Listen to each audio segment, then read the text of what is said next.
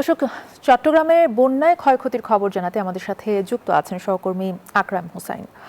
আকরাম, বন্যার পানি নেমে যাওয়ার সাথে সাথে কিন্তু ক্ষয়ক্ষতির চিহ্ন স্পষ্ট হতে শুরু করেছে।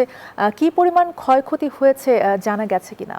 ধন্যবাদ অর্তি। আসলে চট্টগ্রামে বৃষ্টিপাত হওয়ার সাথে সাথেই কিন্তু চট্টগ্রামের আমি এখন যেখানে দাঁড়িয়ে আছি এই প্রবর্তক মোড়েই কিন্তু হাঁটু থেকে কোমর সমান পানি হতো, কিন্তু জলাবদ্ধতা নিরসন প্রকল্পের আওতায় যেই জায়গায় পানি প্রবাহের বাধাগুলো ছিল সেই বাধাগুলো অপসারণ করতে গিয়ে এই জায়গায় কিন্তু একটি বেসরকারি বিশ্ববিদ্যালয়ের একটি বিশাল ভবন ছিল, সেই ভবনটি কিন্তু এখন নেই, পুরো ভেঙে ফেলা হয়েছে। একই সাথে পাশাপাশি আরেকটি বেসরকারি বিশ্ববিদ্যালয়ের ভবন ছিল, দুটি ভবনই কিন্তু ভেঙে ফেলা হয়েছে, একমাত্র জলাবদ্ধতা নিরসন প্রকল্পের আওতায় পড়ছে এবং একই সাথে সেগুলো পানি প্রবাহে বাধা সৃষ্টি করতে সেই জন্য। একইভাবে কিন্তু চট্টগ্রাম শহরের যেই জায়গাগুলোতে পানি প্রবাহের বাধা সৃষ্টিকারী স্থাপনাগুলো ছিল এবং নালাল দখল করে যেই স্থাপনাগুলো তৈরি করা হয়েছিল প্রায় বেশিরভাগই এখন ভেঙে ফেলা হয়েছে।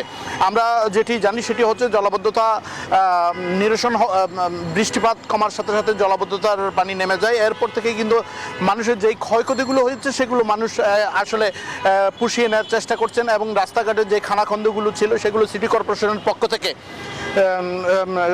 মেরামত করে স্বাভাবিক অবস্থায় ফেরানোর কার্যক্রম চালিয়ে যাচ্ছে সিটি কর্পোরেশন। এখন পর্যন্ত চট্টগ্রাম থেকে আমার কাছে ছিল সর্বশেষ অবস্থা।